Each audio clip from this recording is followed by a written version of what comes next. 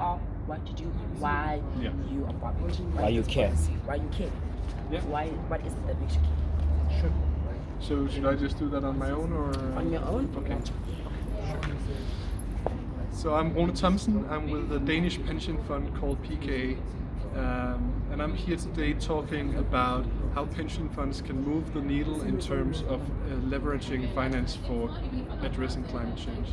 I think this is a subject that touches everyone with a pension saving because they actually manage their own saving in terms of telling their pension fund what to do with the money. So what we do at PKA is we listen to our members, and our members have been saying very loudly, very clearly that we need to address climate change. So that's part of our mandate now, and that's what we're trying to do. And hopefully other investors will get on board as we're embarking upon this journey. That was so amazing. Thank you. That was beautiful. Thank you so much. I'll take it from literally there. How can other investment companies actually follow suit? Because what you are doing is you are solving this huge problem that is global warming, and there's so many solutions. So you're helping with the money that's available as it is. It's a pension fund. It's going to be invested somehow. Yes, exactly. And that's sort of the point here is I think we're also seeing a lot of transition in terms of the products that we can actually invest in. So we're having better projects, more green projects. A lot of the things that we would usually invest in are now green per definition. So when we invest in buildings now, at least in Denmark, they will be sustainably certified. There will be zero emissions per buildings, etc. So a lot of the things that we used to invest in are just by virtue of the times changing, becoming more green. Then there are the areas where we need to sort of push a bit ourselves to do it, and that's particularly in terms of the companies that we invest in. So when we invest in, say, a building, or we invest in a renewable energy park somewhere, then we have a pretty big say ourselves. But when we invest in private companies or public companies, then we have less to say, because obviously we can't own all of, say, Amazon. That would be difficult for us. Or we'd put all of our money there and then still owe some money. So what do we do there? Well, we engage in corporate activism, and we try to engage in dialogue with some of these companies, particularly the companies that have big problems in terms of the outlook that they have in terms of the Paris Agreement. So are these companies actually aligned with the Paris Agreement? And that's what we're looking a lot at, trying to see, can we tell these companies to get in line with the Paris Agreement and try to get action on that. Otherwise, and worth investing in. Exactly, because that's sort of the long-term issue here, is that a lot of these companies, their business operations will be redundant if they don't adapt. And that's going from the example I used in my talk about the farmer right here on the ground in South Africa up until the largest oil and gas companies in the world like ExxonMobil. If either of those don't adapt, they will be redundant in the future. They all different era. Exactly. It's going to happen whether you like it or not. So it's just a question of how quickly you adapt and how quickly you face that reality, and that's going to impact the financial ability of your company as well. And obviously, at the end of the day, that's what we're there to invest. We're not there to do philanthropy. We're glad that we can do something that's regarded as philanthropy, but we're there to make money for our members. We're there to ensure that they have a nice retirement when they leave the workplace, because they are the welfare workers, they're the backbone of our countries, they're the nurses, the social workers, etc. They don't get paid a lot of money, so our job is to make sure that they can have a nice retirement.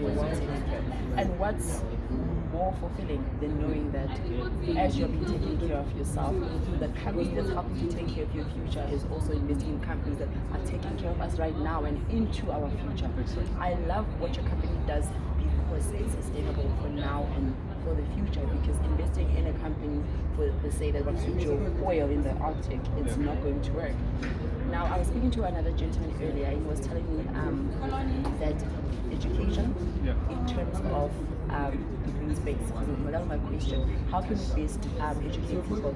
Now I'm talking about varsity students. Okay, what should they be focusing on studying? Because we are moving, the whole world is shifting. What are the courses to study now that are in finance, and what can one focus on? So I think finance students who care about this need to learn the basics of the climate. So maybe do something that's entirely out of the realm of your the institute that you're studying at. Go to a different institute. Go to the biology or the climate change institute if your university has that, because you need to understand the basics once you understand the impacts that climate change is going to have, then your whole mindset will start to shift.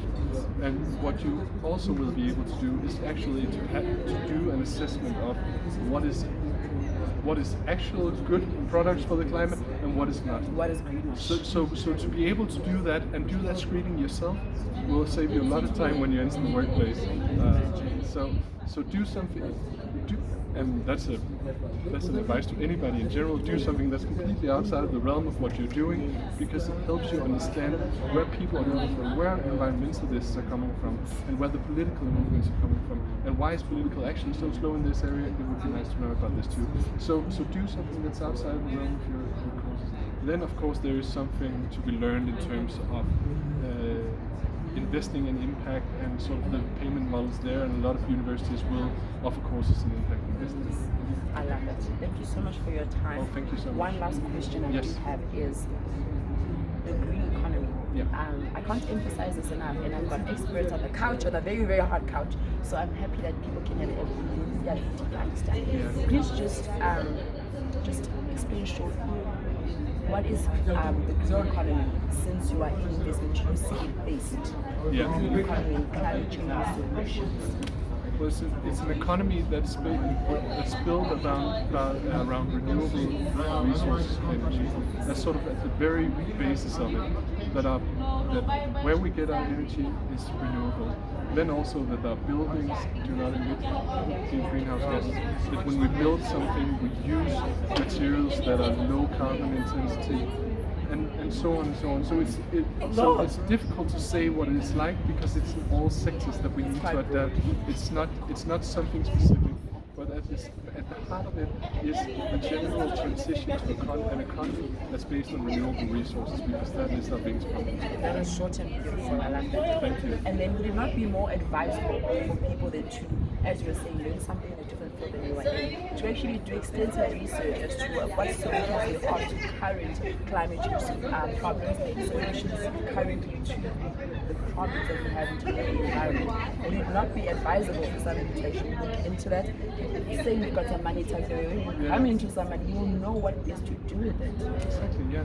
So keep yourself informed. There's so much to learn out there, and I think the best way to engage yourself in climate activism is actually to learn about it, because once you understand the realities of it, you can't let it go. Thank you so much. Thank you. I appreciate this. Thank you. Sorry for this. Oh no, it's We're in fine. It's Africa. fine. Yeah.